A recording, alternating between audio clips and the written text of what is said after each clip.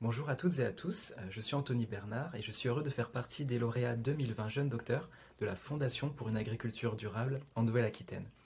Alors je ne peux malheureusement pas être présent aujourd'hui car je viens tout juste de débuter un post-doctorat au Muséum national d'histoire naturelle de Paris pour travailler sur les plantes mixotrophes. Mais durant ma thèse, j'ai travaillé sur les ressources génétiques du noyer. Il faut savoir que la culture de la noix, la nuciculture, est la deuxième culture fruitière en France, derrière la pomme, en termes d'hectares. Et le noyer est particulièrement présent dans le sud-est, mais aussi chez nous, avec la célèbre noix du Périgord, qui possède son AOP. Mais comme tous ses autres copains fruitiers, le noyer fait face à des menaces grandissantes depuis plusieurs années. D'abord, une concurrence mondiale accrue, avec les noix américaines, de plus gros calibre, et les noix chinoises beaucoup moins chères, qui inondent nos magasins. Mais la plus grande des menaces est évidemment le changement climatique, qui désynchronise progressivement la phénologie du noyer, donc ces cycles saisonniers de floraison et de fructification. En fait, les noyers fleurissent de plus en plus tôt chaque année et deviennent vulnérables aux gelées tardives printanières. De plus, la pression des pathogènes augmente, avec notamment une espèce d'ascomycète responsable d'une forme d'anthracnose. Et cette maladie provoque une nécrose du fruit durant sa croissance, et il chute prématurément bien avant sa maturité. Ainsi, le CTIFL de Lanxade a été à l'origine d'un nouveau projet de R&D, financé par la région Nouvelle-Aquitaine et réalisé en partenariat avec l'INRAE de Bordeaux et l'Université de Davis. Il avait pour but d'étudier une collection de ressources génétiques uniques en Europe, celle de l'INRAE de Bordeaux, constituée de plus de 200 variétés provenant de toute l'aire de répartition de l'espèce. Les objectifs de mon travail étaient les suivants.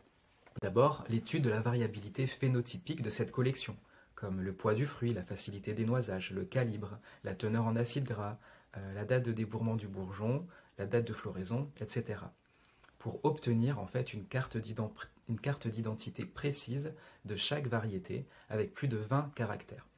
Aussi, j'ai mené une étude de diversité génétique pour comprendre quels sont les liens entre les variétés et pour sélectionner un sous-ensemble de ces variétés pour mener des analyses de génétique quantitative. Alors en génétique quantitative, le but est de déterminer quelles sont les régions du génome en lien avec les caractères que j'ai cités précédemment.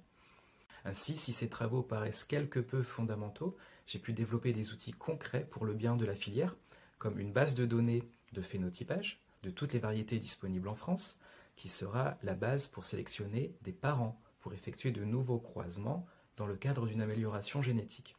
En parallèle, avec les travaux de génétique quantitative, j'ai pu déterminer à l'aide de modèles statistiques complexes les zones du génome qui interviennent dans la variation des principaux caractères, comme la date de débourrement et le poids du fruit. Ainsi, le début du chromosome 1 chez le noyer contiendrait les gènes responsables de la date de débourrement. J'ai pu même développer un marqueur moléculaire utilisable en routine dans les cycles de sélection. Pour conclure, ces travaux, qui ne sont pas des travaux à la noix, je vous vois venir, ont mené à la publication de 7 articles dans des revues internationales à comité de lecture, et ils ouvrent surtout la voie vers la sélection assistée par marqueur, qu'il est urgent de mettre en place pour renouveler et proposer des variétés résilientes aux futures conditions de production en Nouvelle-Aquitaine. Alors merci encore une fois à tous les membres du jury pour m'avoir désigné lauréat, et je vous encourage, vous les jeunes docteurs, à participer. À bientôt.